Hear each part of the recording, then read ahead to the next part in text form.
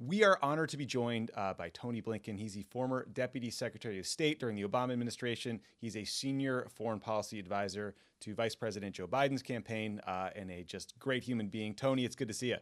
Hey, Tommy, great to be with you. Ben, great to be with you too. Thank you again for doing this.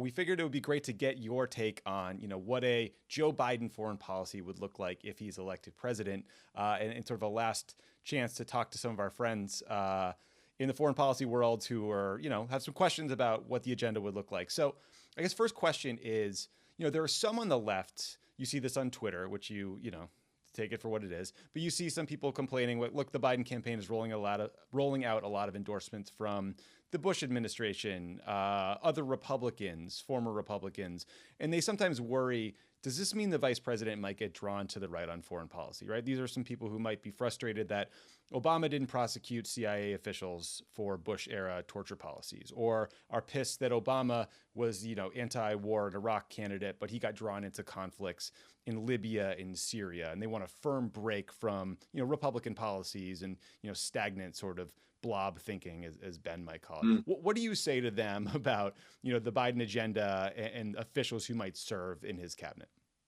Well, Tommy, I guess I'd say two things. First of all, the support you're seeing sort of across the board for Joe Biden, including from Republicans, or in some cases former Republicans, I think is evidence of just a profound indictment of President Trump and what he has done to our standing in the world resonates with Democrats, with independents, with Republicans in an incredibly negative way.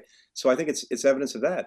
I mean, we're now in a position, if you look at survey after survey, including work, for example, that Pew has done, where they go and look at public opinion in dozens of countries, we're now in a place where, according to the most recent Pew survey, people in country after country have more confidence in Vladimir Putin and Xi Jinping to do the right thing regarding world affairs than they do in the president of the United States. Respect for the United States, influence of the United States are basically in free fall. And that's something I think that bothers all sorts of folks from the left to the right.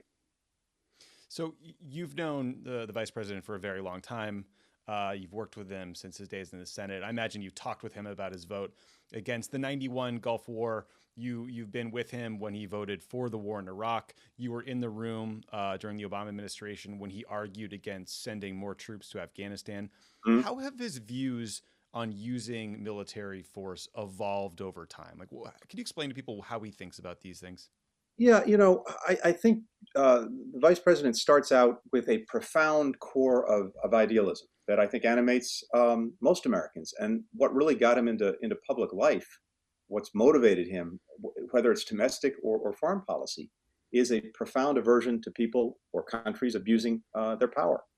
And particularly, for example, in the 1990s, when he saw ethnic cleansing and acts of genocide in the Balkans, he felt that we should stand up and try to do something about it. But his experience is also, I think, tempered by realism about what we can do, what we can't do, problems that are initially not about us but may affect us. We have to bring a certain dose of humility to this. We can't just flip a light switch and solve all of the world's problems or all the world's ills. On the other hand, I've got to tell you, he believes strongly that we also have to bring some confidence to our engagement in the world, because when we're acting at our best, through the power of our example, less than the example of our power, we still have a greater ability than any other country on earth to mobilize others in positive collective action. That's how he sees our role in the world. And if we're not doing it, here's the problem. If we're not engaged, if we're not leading, and we sure have made our share of mistakes over the years, but on balance, when we're not leading, when we're not engaged, then the problem is this. One of two things happens. Either someone else does, and probably not in a way that advances our interests or our values, or maybe just as bad, no one does, and then you tend to have a vacuum that's filled by bad things before it's filled by good things. So Tony, that's going to be my jumping off point. And I just want to add, Tony and I, colleagues, friends for, the 8 years of the Obama administration before, and like Joe Biden, someone who represents the profound decency, I think, of the American people. So Tony, we're glad you're in the spot you are. I want to ask about, you mentioned the precarious state of the world and the standing of the United States. even at the end of the Obama administration, the trend lines were not good for democracy globally. You saw Russia pushing back. You saw Russian efforts to kind of disrupt the West, disinformation campaigns to disrupt democracy, China being much more assertive with its model. That's all been kind of turbocharged under Trump as the US has kind of ceased to be a democratic example to the world. If you come into office, how do you begin to go about, number one, kind of just restoring a sense of credibility and standing for the United States? And I remember in the first year of the Obama administration, Obama basically had to do a world tour to do that. But more importantly, how do you begin to try to reverse this trend of authoritarianism, this democratic backsliding? What are the tools in your toolkit to do that? So Ben, this really goes to the heart of the challenge we would face, and also I think to the priorities that the vice president would bring to the job, because he continues to believe at its core, the best answer to most of the challenges we face actually is democracy. He sees it as the foundation of our strength at home and also abroad. It reflects, after all, who we are, certainly how we see ourselves, and arguably how the world has seen us, at least until recently. But the problem is, as you've said, that democracy is being challenged as never before.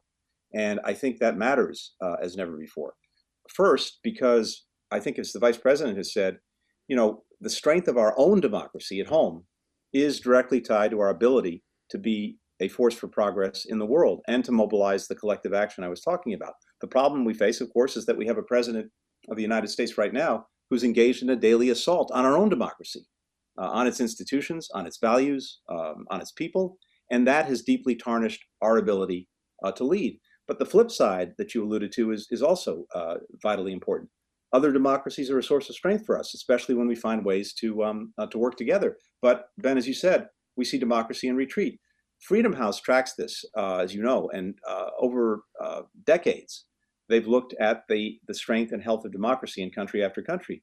There were about 40 countries that had been consistently ranked fully free in the 1980s, the 1990s, the 2000s. Of those 40 or so countries, fully half have fallen backwards on these metrics of democracy. So there is this democratic recession. And of course, autocracies, whether it's Russia or China, try to exploit that and add fuel to our troubles. So here's the problem.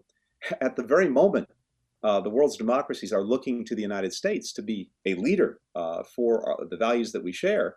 We have a president who, by embracing autocrats and dissing Democrats every day, and as the leading consumer and proliferator of conspiracy theories, he basically seems to have suited up for the other side. So where does that lead us? I think here's an interesting thing. Joe Biden did an essay in Foreign Affairs, the leading journal for foreign policy, back in January or February. So ostensibly, it's his view of our foreign policy. If you go back and look at it, the first 25% is all about things we need to do to renew our democracy at home. That's where it starts.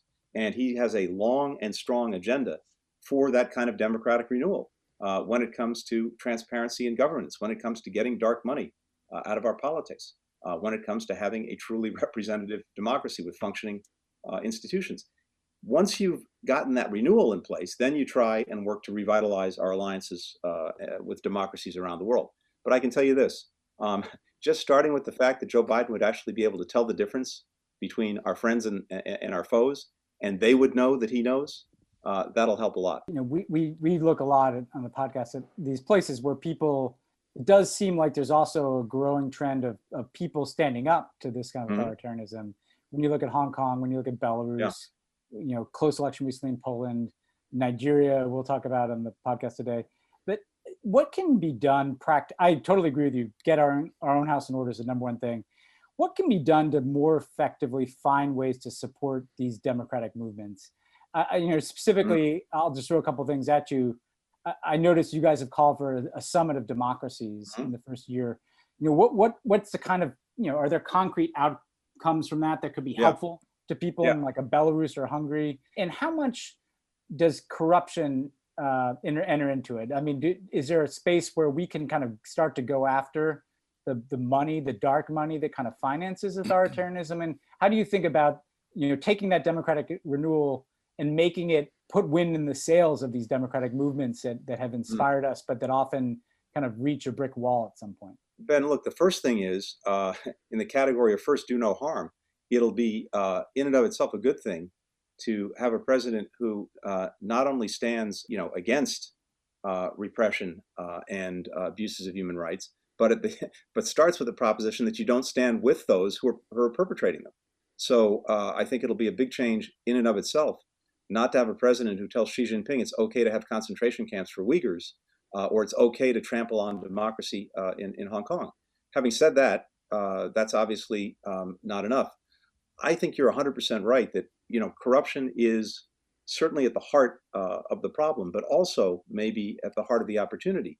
If you look at virtually every popular movement over the last decades, including a bunch that we saw on our watch in President Obama's administration, whether it was the Maidan in Ukraine, whether it was the fruit vendor in Tunisia, and so on down the line, in virtually every continent, a revulsion at public and official corruption was one of, if not the, motivating factors. But that gives us a huge opportunity in pushing back against repression and pushing back against abuses of human rights to try to expose the corruption that exists as a way of turning the tide on leaders who perpetuate their power by corrupt means. So I think there's a lot more that can be done. But the Summit of Democracies, I think two things on this. One is there's I think a moment that's necessary for democracies to come together and reason together about the challenges in the first instance that they share internally, because even though they manifest themselves in somewhat different ways, there are a bunch of core challenges that we're all trying to grapple with, including a profound atrophying of trust in governance, our own forms of corruption, and in the United States, it tends to be money in politics, and a whole series of challenges that democratic governance has to somehow overcome if it's going to get the trust and confidence of its people. And then from there, build out an outward-facing agenda of things that we can do together to stand more effectively for democracy and progress in other countries around the world and to stand against abuses. None of this is easy stuff. One of the big challenges now, when you have autocratic governments that are squeezing out any space in their countries, for example, for NGOs and for any kind of opposition, is finding ways to be supportive of them. Very, very challenging. But look, it all starts with the United States actually regaining its voice and showing by example that there's a better way. Tony, in their final, or maybe only, Oval Office meeting, President Obama reportedly told President Trump that the biggest challenge he would face is North Korea. Fast forward 4 years, things are way worse. Kim has more nuclear weapons. He just trotted out a new intercontinental ballistic missile. Yeah. All the love letters from Trump to Kim failed to convince him to get rid of his nuclear weapons. But, in fairness to Trump, all these past attempts by Obama and Clinton and Bush to denuclearize the peninsula have failed. Has watching the last 4 years change your thinking or the vice president's thinking at all about how to approach this problem, right? We had sort of maximalist pressure. Now we had maximalist diplomacy. Is there a middle ground that might be more fruitful, or is North Korea just a de facto nuclear state and we have to learn to live with it? Yeah, so Tommy, I think you posed that in a very fair and balanced way, as someone might say, because this was a hard problem, and it was a problem that we didn't solve, but it has gotten worse under President Trump. And as you said, North Korea now has more fissile material for more nuclear weapons. It has more advanced missiles, including apparently the one that it displayed just a couple of weeks ago. So I think two things here. One is we ought to take some inspiration from where we did succeed, and that was with the Iran nuclear agreement.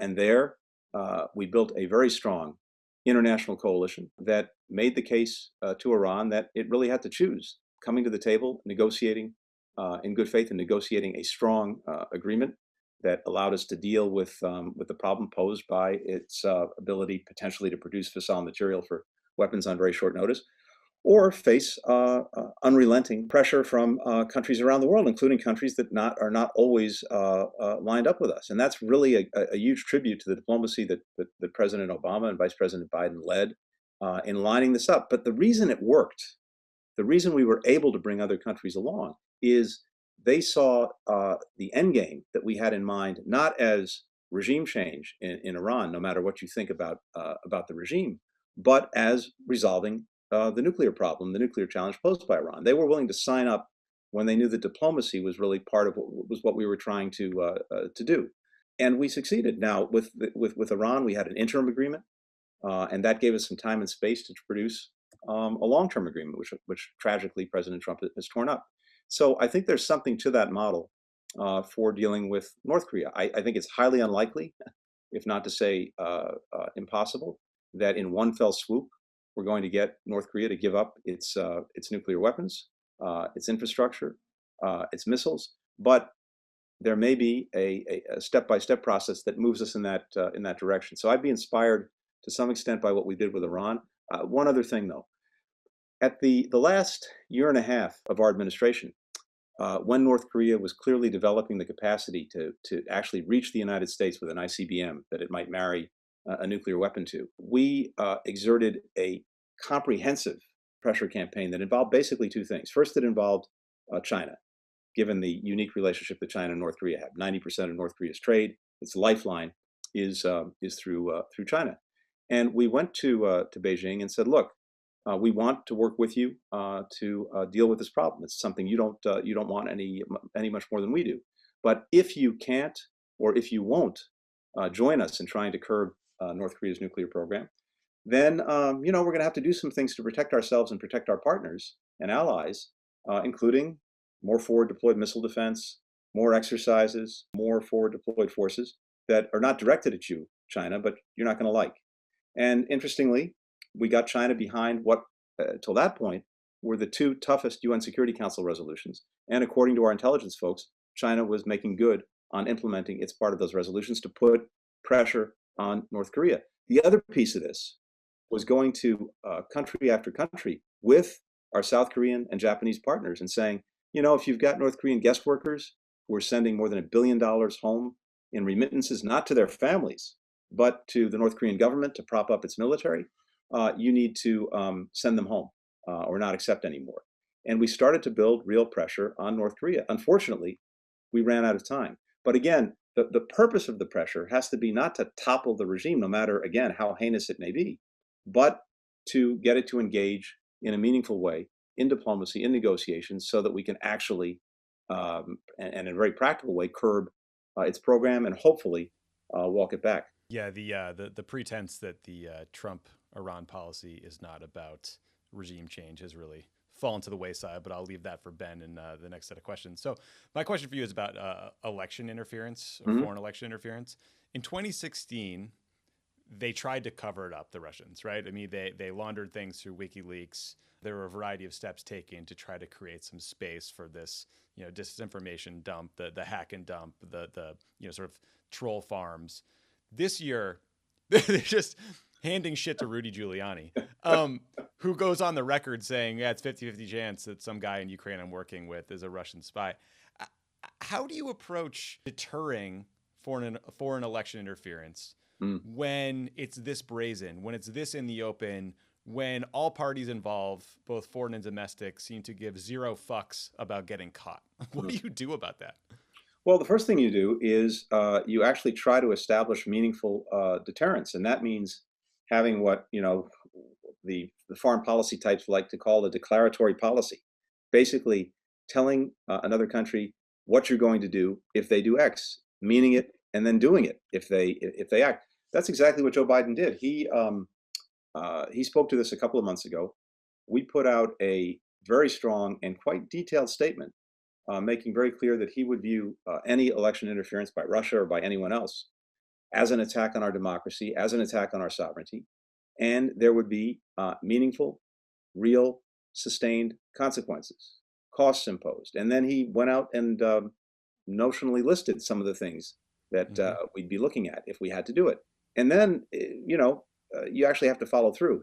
Joe Biden and Ben and Tommy, you both heard him say it many times in the Situation Room. Big nations can't bluff.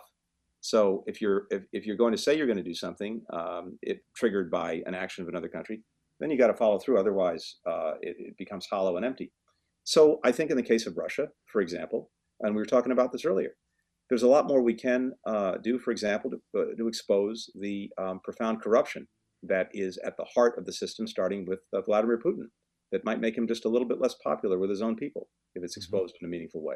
There are certainly economic consequences that can target the folks who are perpetrating these actions, who are propping up the regime, as opposed to the Russian people. And we can do that in, I think, even more effective and targeted ways. But it starts with being very clear about what you'll do and then doing it. Tony, I'm actually going to ask a follow-up on this because I've been intrigued and alarmed at what I see as the approach coming out of Ratcliffe and the Trump White House intelligence community, which basically seems to be an effort to create, in my mind, an entirely false equivalency between what Russia is doing, which, if it's anything like 2016, and I'm sure it is a multifaceted, systematic approach to affect our election results, and maybe even to get into, hack into election systems, versus these allusions to Chinese and Iranian actions, which, particularly with respect to China, feels just like China has anti-US propaganda all the time, and they're somehow framing that as favoring Joe Biden when, even Donald Trump himself recently said on the campaign trail, Xi Jinping probably wants him to win.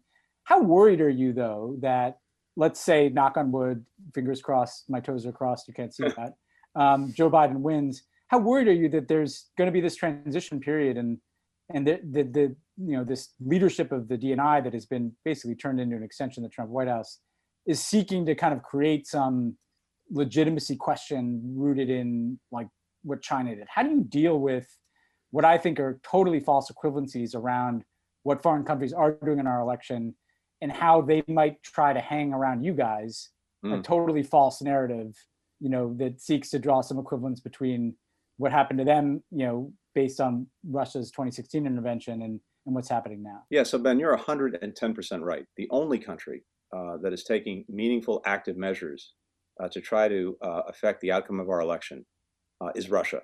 And what Russia is doing, and the DNI has actually acknowledged this, not his office has, he personally hasn't, but his office has, and so is the director of the FBI. They are working every single day to denigrate Joe Biden and to promote President Trump. And that's a clear finding of the intelligence community and of the FBI. And as you said very well, countries like China may be doing things, but it's in the realm of propaganda. It's not active measures to affect the outcome of the election. It's to advance their view of the world and to make some trouble for us if they can, but not at all the active measures that we've seen coming from Russia. And we'll see where we wind up next week. Look, it's hard to have a hierarchy of terrible things this administration has done because there's so many and it would take forever to list them.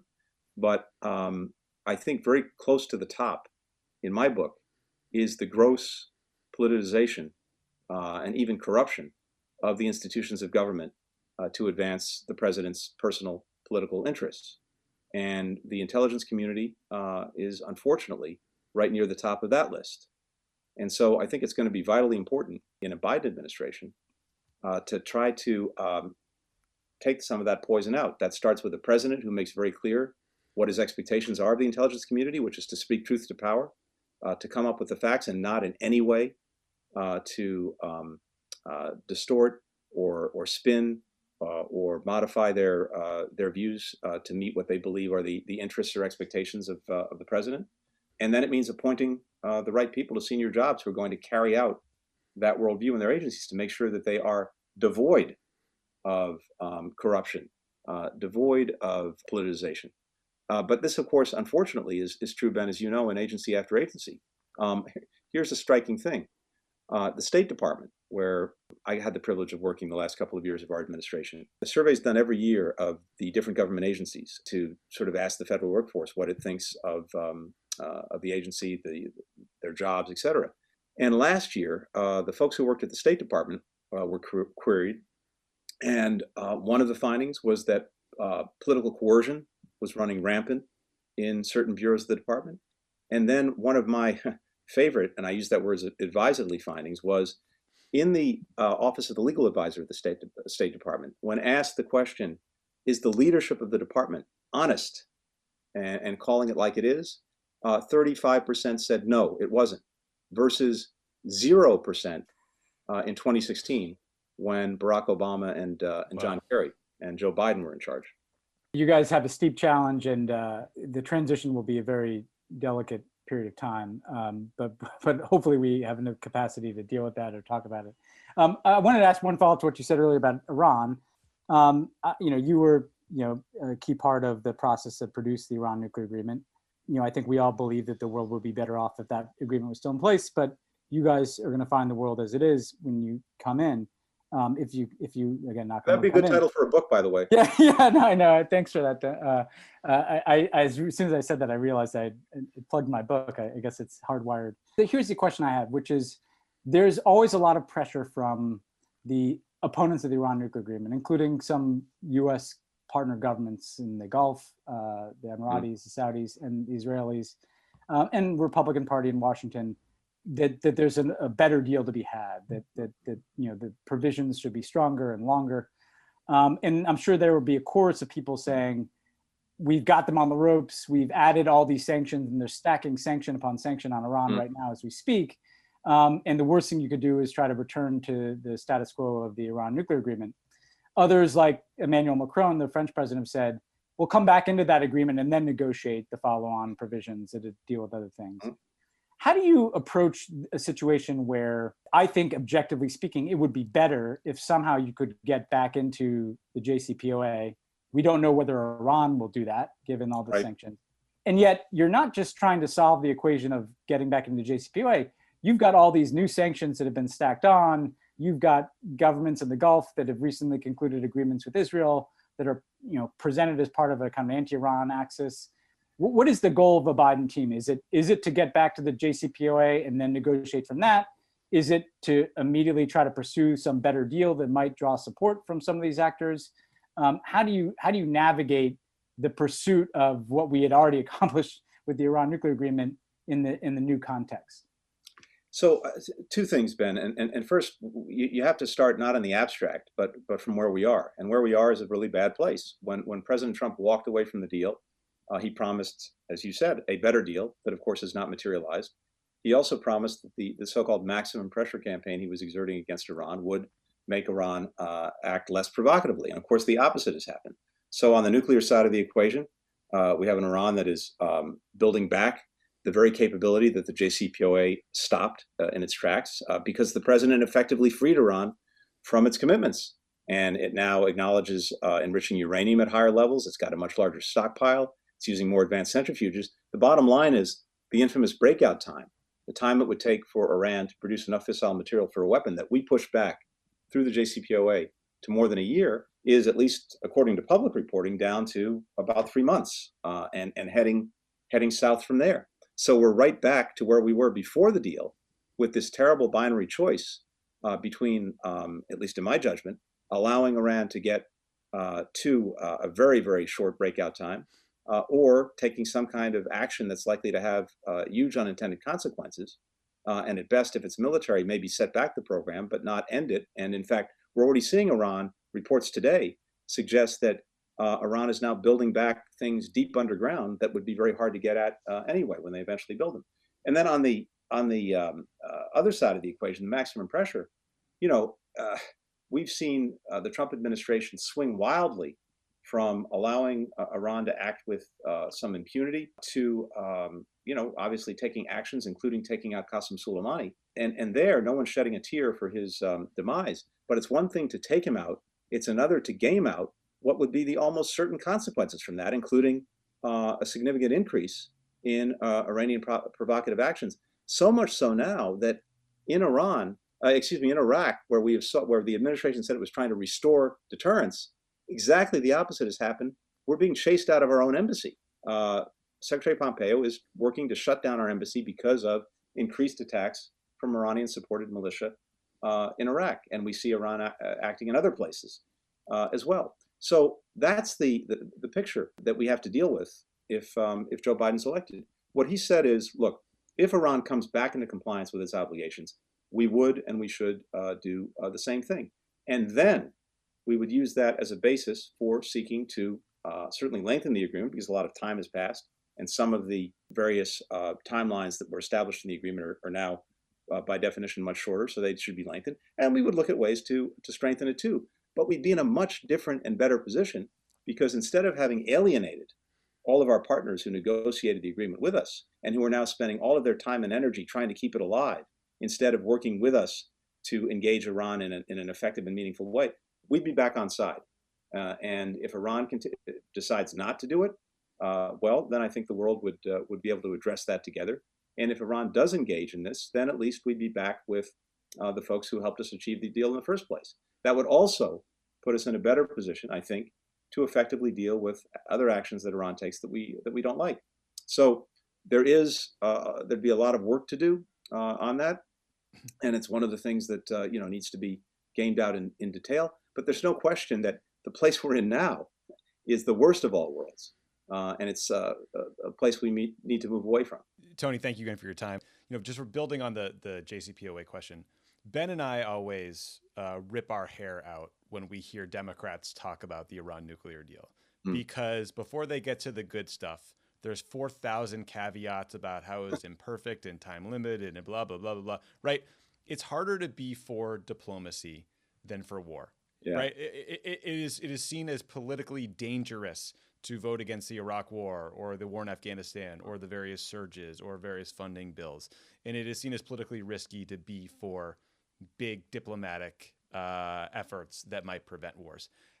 How do you think we fix that? Is that a problem with the Democratic Party being squishy? Is that a Washington blob thing? Is that a media thing? Is this something you've thought about at all? Yeah, look, I think it goes to the heart of what we need to do. And it starts with having actual confidence in our approach to the world and our approach to America's place in the world. And I would say in the first instance, one thing it's useful to remind people of is when you're looking at anything, whether it's the Iran deal or anything else, is, don't compare me to the Almighty, compare me to the alternative. No one in the case of the Iran deal or pretty much anything else that we did during our administration, I think could make a very convincing case that the alternatives that they were proposing were better, more effective, or realistic. So you've got to start from that. But beyond that, I think we ought to have a little bit of confidence in what we've been able to achieve with diplomacy. And I think about it this way, Tommy. I mean, it always reminds me of the movie that we all got to watch every holiday season, and maybe some people still watch. It's A Wonderful Life, where the Jimmy Stewart character is about to take his life at the beginning of the movie, and Gabriel the angel stops him from doing that, and does that by trying to show him what life would be like in his town, for his family, for his community, if he hadn't been there. And then, of course, we see the contrast and between Pottersville and Bedford Falls. And of course, Donald Trump is now fully in Pottersville. But the point is this: if you take us and American diplomacy out of the equation over the last 10 or 15 years, look at all the things that would not have happened and ask yourself where we would be, where the world would be, even without us in the picture. Whether it was the Iran deal, where would that actually be now in the absence? Well, we're starting to see, with President Trump having pulled us out of it. Where would we be? Where would the world be without the United States engaged in getting the Paris Climate Accord done? Well, we may be witnessing that now too. I can go down the list of every single thing that we did, and it's always imperfect. Negotiation, by definition, you're never getting 100%. There are always things that arguably could be done better that you can complain about. But again, it's compare me to the alternative, not to the Almighty, and ask yourself, where is the world with the United States out of the picture? Well, we're finding out these last 3.5 years, and I think we now have a much stronger case to make for American leadership, for American engagement, leading with our diplomacy, leading with our values, leading with the power of our example, not just the example of our power. Tony, I'm going to ask one last question. I know you have to go, but I think this is a good note to end on for our audience, for looking for one of the things to be most excited about in the Biden presidency, I think, is climate change. And the question I just wanted to ask you is, I have such admiration for how much he's elevated climate, more than any presidential candidate ever, including Barack Obama, and taking some bold stances. The debate is often about at home, right?